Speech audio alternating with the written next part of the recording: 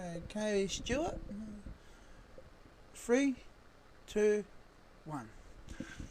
Hi everybody, thanks for joining me today. And my next instalment of WoodsyTV. In today's video, I'm going to talk about part 2 about pranksters. You know what, guys? They are one of the best videos ever made on YouTube. I just love watching prank videos, seeing people making a fool of themselves. Yeah, so, it's so funny, it's so absolutely funny when I see people make a fool of themselves on YouTube. That's that part of the rant for today. What we want to talk about today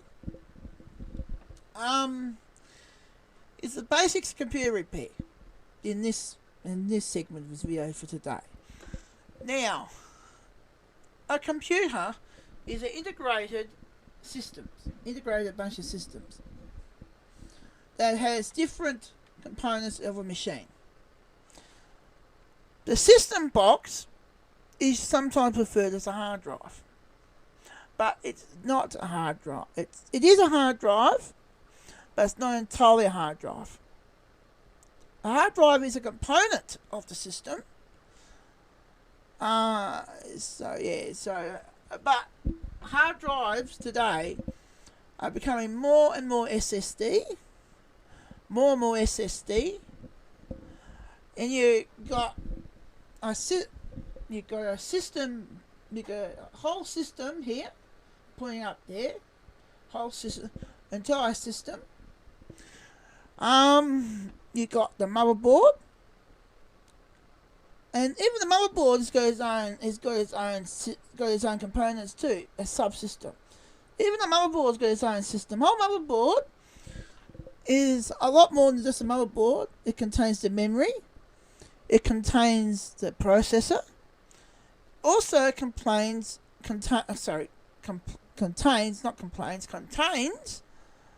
the supporting chips, like the BIOS chip, which is not really BIOS chip anymore. It's not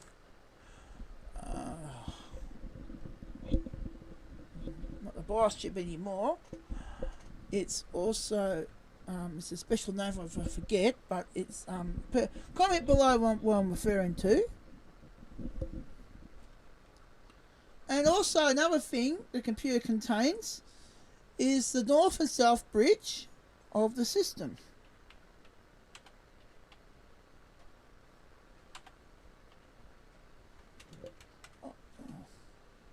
Now, one thing I absolutely do not like when it comes to computer repair is overclocking. I absolutely do not recommend overclocking any machine unless you know exactly what you're doing. Because if you overclock the system, it could overheat. If you don't have the right heat sinks or water cooled facilities on your machine, you should never attempt to overclock unless you've got sufficient cooling. Now, most motherboards today historically use a BIOS. Now, today's motherboards use UEFI, which is a newer system, which is called Unified Extendable Firmware Interface. That's what it stands for. And now that replaces the BIOS, and it historically a BIOS is input basic output system. Now that acts like a liaison between the operating system and the hardware. That's the traditional thing. That's the traditional purpose of the BIOS. It acts like a liaison between the software and the hardware. That's what it does. That's what the purpose is. The BIOS was historically invented by IBM, And also, after that, it was reverse engineered by Compaq back in 1982. And that's how the clones came about. Compaq actually reverse engineered the IBM, which is International Business Machines, and basically that's how the clone computers came about. Compaq was the first manufacturer that reverse engineered the IBM PC BIOS. But here's the catch. IBM software that was not fully compatible with was compatible with the IBM PC, but it wasn't fully compatible with the Compaq BIOS. And IBM Basic is different. You can never fully reverse engineer. And the problem is that the Compaq machines used to freeze when you ran IBM software. It was not fully compatible with the Compaqs, but it was fully working with the IBM. So the IBM PCs used to run certain software back in the early days that the IBM PC and the Compaq BIOSes were not fully compatible. I don't know if that was, so later on there was overcome later on, but initially that's what happened. So pretty much that's how the clones came about. Another thing you should know about with computer repair is that it goes through a power on self test on everything. Every computer is a power on self test when you first start it up. That's including automobile computers too. Every electronic device goes through a post. Printers, even wash machines do it. Anything with a computer on it does it. A power on self test. It does its own little system test. Anything that's got a computer on it. So today, even Apple iPhones does the same thing. Power on self tests, diagnostic tests. Everything got a computer on it has got one of those things.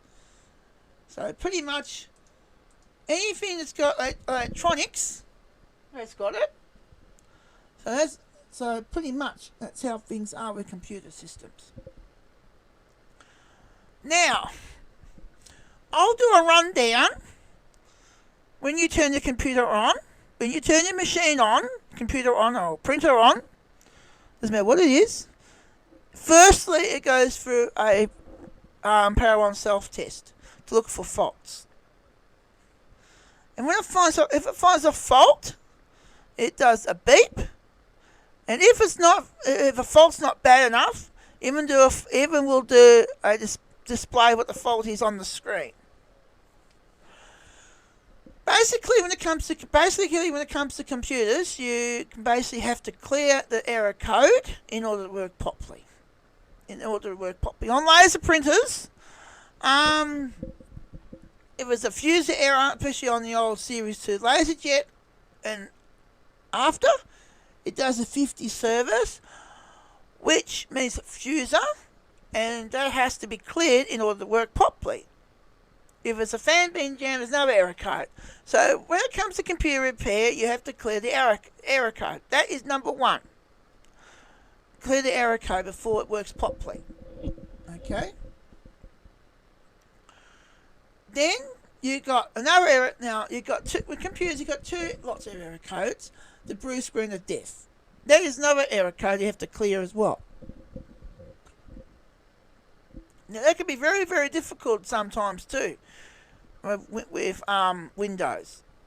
But trouble is, I have found with blue screen of deaths, it is mostly sometimes can be caused by faulty hardware or by a corrupt driver.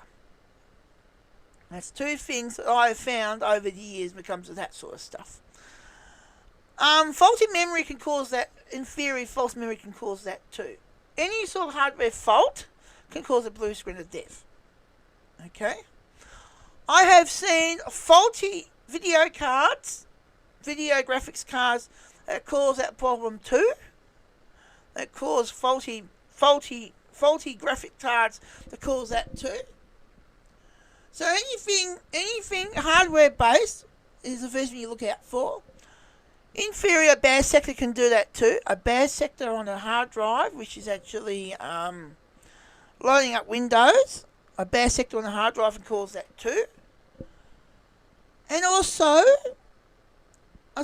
malware can cause that as well. Malware. Anything on the lines there, any sort of corruption, hardware faults, and a faulty driver can cause those sort of problems. And intermittent problems can cause that too. And intermittent problems are the most hardest thing to troubleshoot too. Intermittent problems too. Intermittent problems is something that doesn't always occur. Okay?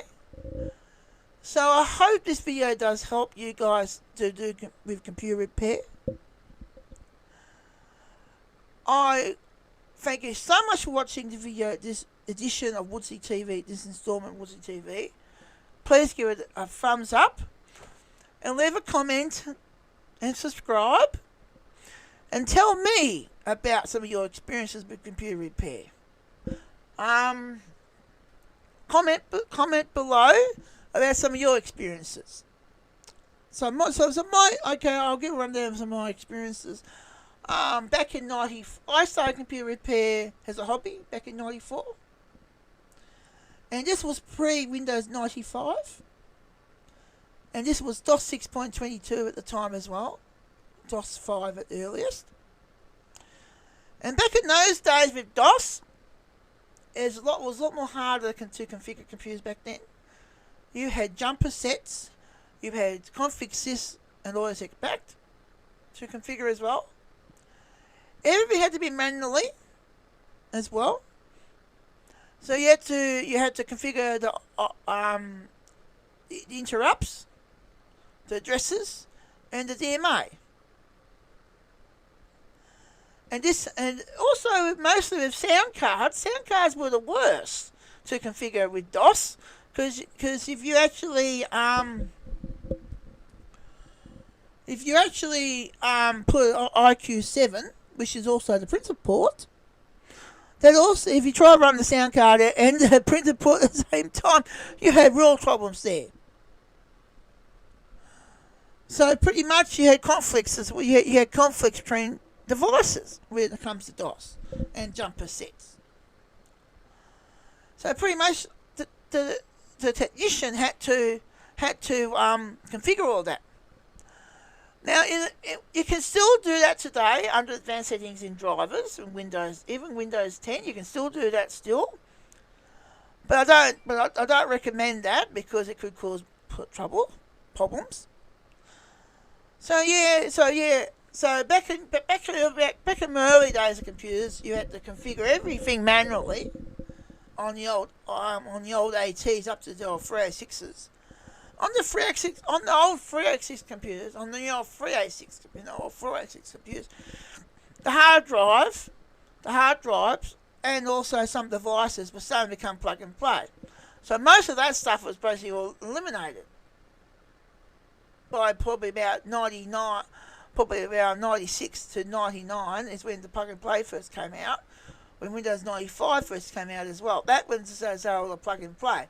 That made things a lot easier when it comes to computer repair. But initially, back with the older machines, back in the XTs right up to 386, you have to do all the configurations manually, and that was very, very time consuming. Very, very time consuming. So that was the problem. There was mostly all the problems there when it comes to computer repair, and I'm glad those days are all over. But I can still remember how to do that though. I haven't done it for about 20 years, but I still got all the manuals and all the information there how to do that. And basically, All that information now is on the web. However, there's also a channel called LGR, run by Clint, and he does a lot of old IBM stuff. His channel details is in the description below. He had recently he ran through a retro computer warehouse with computer stuff I haven't seen in many years, and it's very, very interesting. And even that video links down the description below as well. Anyhow, thank you so much for watching. Please leave a comment and subscribe if you haven't already subscribed. Okay, I want at least 5,000 likes for this video. 5,000 likes will make me so happy, and help me a lot. And have a good day, and I'll see you in the next video. Okay, guys, this is the end screen here. Well, you can actually please don't forget to tap that bell.